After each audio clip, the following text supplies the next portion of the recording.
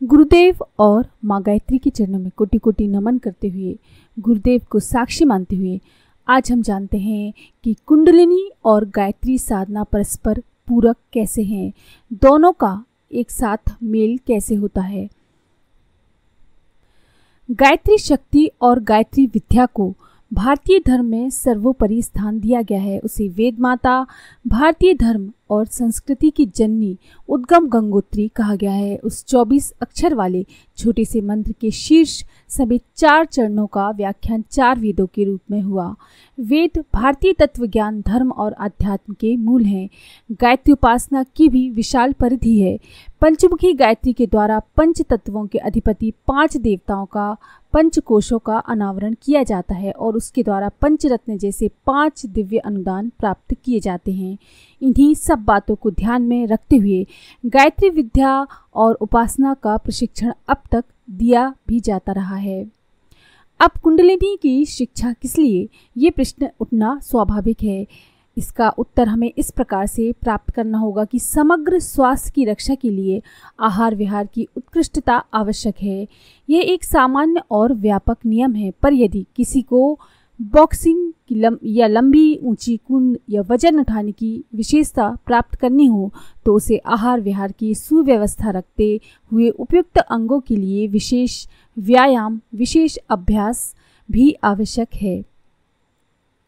बिजली की fitting, metre, main line से संबंध, ये पहली आवश्यकता है। इतना काम बनने के बाद हीटर, कूलर, पंखा, रेडियो, रेफ्रिजरेटर आदि की सुविधाएं आवश्यक हो तो उन यंत्रों को खरीदना और प्रयुक्त करना भी जानना चाहिए।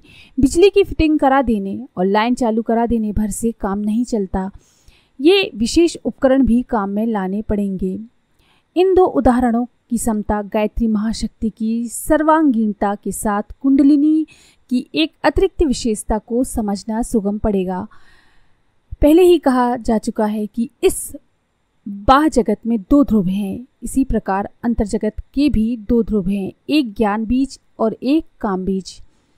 मस्तिष्क के अवस्थित ज्ञान बीज से हमारी समस्त चेतना प्रभावित होती है। ब्रह्म और जीव का संबंध मिलाने का माध्यम वही केंद्र है। चेतन सत्ता पराप्रकृति का संबंध ब्रह्मरंध्र से ही मिलता है। गायत्री को ब्राह्मी शक्ति कहा गया है। उसका सीधा संबंध इसी ज्ञान चेतना से है। चेतना के अभाव में जीवन ही संभव नहीं। गायत्री ब्राह्मी चेतना की देवी है। उसे ब्राह्मणी, ब्रह्मा की पत्नी, ब्रह्म की दिव्य चेतना से है। उसकी उपयोगिता सर्वोपरि है। इसे आत्मा का आहार कहा जा सकता है। इसे बिजली की लाइन चालू होना कह सकते हैं। इसकी आवश्यकता और उपयोगिता सर्वोपरि है। पौराणिक प्रतिपादन के अनुसार ब्रह्मा की 2 पत्नियां हैं, एक का नाम गायत्री और दूसरी का सावित्री। इस अलंकार से तत्व दर्शन के रूप में ये कहना चाहिए कि परब्रह्म की 2 शक्तियां हैं, एक भाव चेतना पराप्रकृति और दूसरी पदार्थ चेतना अपरा प्रकृति। पराप्रकृति के अंतर्गत व्यक्ति संपर्क से उसे मन, बुद्धि, चित्त, ऋतंभरा, भूमा आदि के नाम से समझा जाता है। समष्टि रूप में वही महातत्व के रूप में विराट ब्रह्मांड में संव्याप्त है। दूसरी है अपरा प्रकृति। पदार्थ चेतना जड़ प्रकृति कहलाती है। पदार्थों की समस्त हलचलें, गतिविधियां उसी पर निर्भर हैं। परमाणुओं का अपनी धुरी पर घूमना, विविध विधि क्रियाकलापों का संचालन होना उसी शक्ति पर निर्भर है। विद्युत ताप, प्रकाश, चुंबकत्व, रसायन, ईश्वर उसी के विभाग हैं। पदार्थ विज्ञान इन्हीं शक्तियों को काम मिलाकर अगणित आविष्कार करने और यांत्रिक सुविधा साधन उत्पन्न करने में लगा हुआ है। इस अपरा प्रकृति को सावित्री कहा गया है। कुंडलिनी इसी दूसरी शक्ति का नाम है। मस्तिष्क की सिद्धियों का कोई उनकी सीमा नहीं। विद्वान, विज्ञानी, कलाकार, आत्मवेत्ता, महामानव इसी शक्ति का उपयोग करके अपने वर्चस्व की को प्रखर बनाते हैं। ज्ञान शक्ति के चमत्कारों से कौन अपरिचित है। मस्तिष्क का महत्व किसे मालूम नहीं। उसके विकास के लिए स्कूली प्रशिक्षण से लेकर स्वाध्याय, सत्संग, चिंतन, मनन और साधना समाधि तक के अगणित प्रयोग किए जाते रहे हैं। इस व्यवहारिक क्षेत्र को गायत्री उपासना पराप्रकृति की साधना ही कहना चाहिए। दूसरी क्षमता है क्रिया शक्ति। अपरा प्रकृति, शरीरगत अवयवों का सारा क्रियाकलाप इसी से चलता है। श्वास, रक्त संचार, निद्रा, जागृति, मलों का विसर्जन, ऊष्मा, ज्ञान तत्व, विद्युत प्रवाह आदि अगणित प्रकार के क्रियाकलाप शरीर में चलते रहते हैं। उन्हें अपरा प्रकृति का कर्तृत्व कहना चाहिए। इसे जड़ पदार्थों को गतिशील रखने वाली क्रिया शक्ति कहना चाहिए। व्यक्तिगत जीवन में इसका महत्व भी कम नहीं। आरोग्य, दीर्घ जीवन, बलिष्ठता, स्फूर्ति, साहसिकता, सौंदर्य आदि कितनी ही शरीरगत विशेषताएं इसी पर निर्भर हैं। इसे व्यवहारिक रूप में कुंडलिनी शक्ति कहना चाहिए।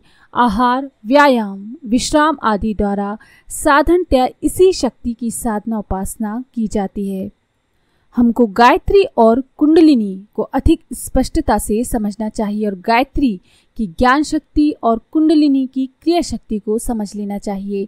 गायत्री साधना चेतनात्मक रहस्यों का, दिव्य विभूतियों का अनुदान प्रस्तुत करती है और कुंडलिनी भौतिक सिद्धियों के लिए आवश्यक पथ प्रशस्त करती है। एकांगी प्रगति अपर्याप्त है, उत्कर्ष उभय पक्षीय होना चाहिए। इसलिए प्रथम गायत्री साधना का शिक्षण प्रारंभ कराने के उपरांत यदि कुंडलिनी साधना की उपयुक्तता बताई सिखाई जाने लगे तो इसे विरोधाभास की दृष्टि से नहीं वरन पूरक प्रक्रिया का समारंभ ही समझना चाहिए। यानी कि गायत्री और सावित्री को अलग अलग नहीं समझना चाहिए। ये दोनों एक ही छड़ के दो सिरे हैं, ऐसा समझना चाहिए। आहार को प्राथमिकता मिलनी चाहिए पर काम पानी के बिना भी नहीं चल सकता। पगड़ी की अपनी एक स्थान है पर काम जूतों के बिना भी नहीं चलता। अक्षर ज्ञान साक्षरता की प्रथम आवश्यकता है पर सीखा तो अंक गणित भी जाना चाहिए। कागज के बिना लिखने पढ़ने का काम नहीं चलता पर आवश्यकता तो कलम की भी है। नर की महत्ता भले ही हो पर नारी के बिना सृष्टि का क्रम कैसे चले। इन युग्मों को, इन जोड़ों को परस्पर पूरक कहा जाता है। प्राथमिकता और महत्ता की दृष्टि से किसी को प्रथम और किसी को द्वितीय स्थान दिया जा सकता है। गायत्री और कुंडलिनी का युग्म ऐसा ही है। ब्रह्मा की ये दो पत्नियां साथ साथ रहें तभी पारिवारिक शांति रहे। एक रुष्ट दूसरा तुष्ट बैठी रहे तो लंगड़ा, काना, नकटा, टोंटा शरीर कुरूप, दुर्बल और अपूर्ण बनकर ही रहेगा।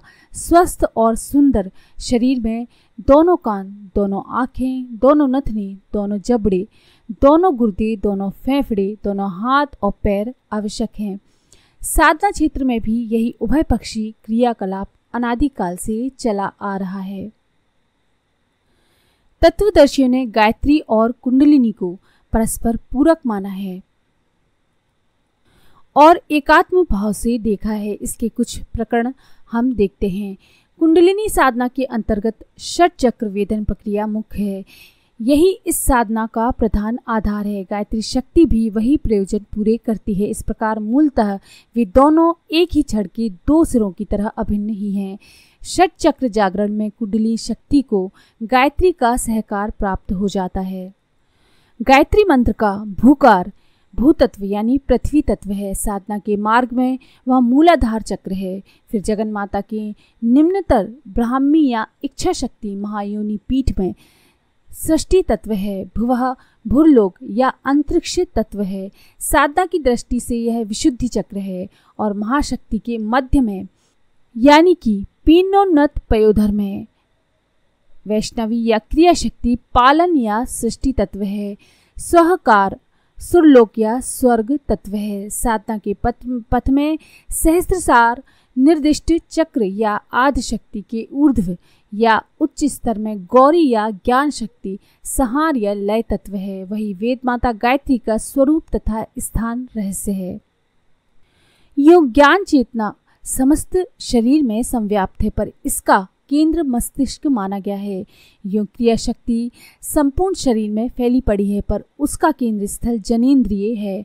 नपुंसक व्यक्ति प्रायः सभी उच्च गुणों के आयवर्धन और साहस भरे पुरुषार्थों के संपादन में असमर्थ रहते हैं। किसी को नपुंसक क्लीव कहना उसकी अंतःक्षमता को अपमानित करने वाली गाली है। शरीर के अन्य अंग दुर्बल हों तो उसके बिना प्रगति रुकेगी नहीं। पर नपुंसक से कुछ महत्वपूर्ण कार्य बन पड़ना कठिन है। सरकारी नौकरियों में भर्ती करते समय डॉक्टरी जांच में यह भी परीक्षा की जाती है कि वह व्यक्ति नपुंसक तो नहीं है।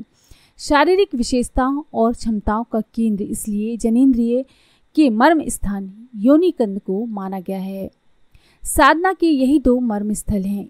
इन्हें ही काय पिंड के दो ध्रुव कहते हैं। यो विद्युत शक्ति एक ही है पर उसे दो भागों में विभाजित किया गया है, एक पॉजिटिव और दूसरा नेगेटिव। मानवीय चेतना की धन विद्युत यानी पॉजिटिव ज्ञान केंद्र मस्तिष्क के मध्य में केंद्र है। इस स्थल को आध्यात्म की भाषा में सहस्त्र सार कहते हैं। दूसरी ऋण विद्युत यानी कि नेगेटिव जो है विद्युत काय केंद्र जनेंद्रिय मूल में है, जिसे मूलाधार कहते हैं। इन दो केंद्रों में से ज्ञान केंद्र को गायत्री का और काम केंद्र को कुंडलिनी का उद्गम केंद्र कहा गया है।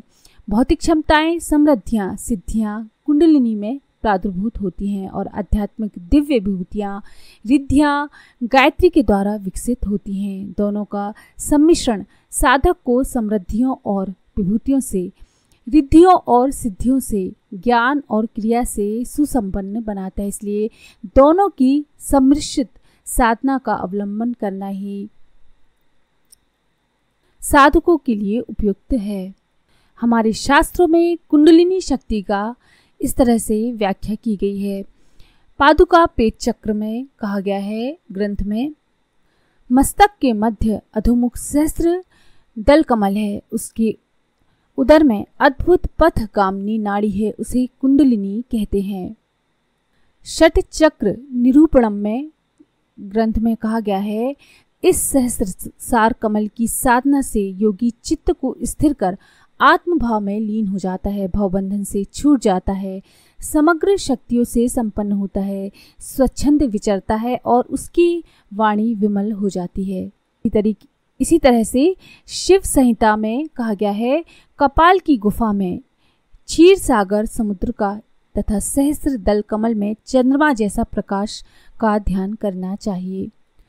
त्रिशिखा नामक ग्रंथ में कहा गया है कि कटी से निम्न भाग में अग्नि स्थान है, वह सिंदूर के रंग का है, उसमें 15 घड़ी प्राण को रोककर अग्नि की साधना करनी चाहिए। शांडिल्योपनिषद में कहा गया है, नाभि से नीचे कुंडलिनी का निवास है, ये 8 प्रकृति वाली है, इसे 8 कुंडल कहते हैं। ये प्राण वायु को यथावत करती है, अन्न और जल को व्यवस्थित करती है, मुख तथा ब्रह्मरंध्र की अग्नि को प्रकाशित करती है। इन सब तथ्यों पर दृष्टिपात करते हुए इसी निष्कर्ष पर पहुंचना पड़ता है कि गायत्री ज्ञान शक्ति का और कुंडलिनी क्रिया शक्ति का परस्पर संबंध है। दोनों के मिलने से ही परिपूर्ण एवं समग्र उत्कर्ष संभव हो सकता है। तो अगर आपको ये जानकारी पसंद आई हो तो प्लीज़ लाइक करें, शेयर करें, सब्सक्राइब करें मेरे चैनल को। धन्यवाद।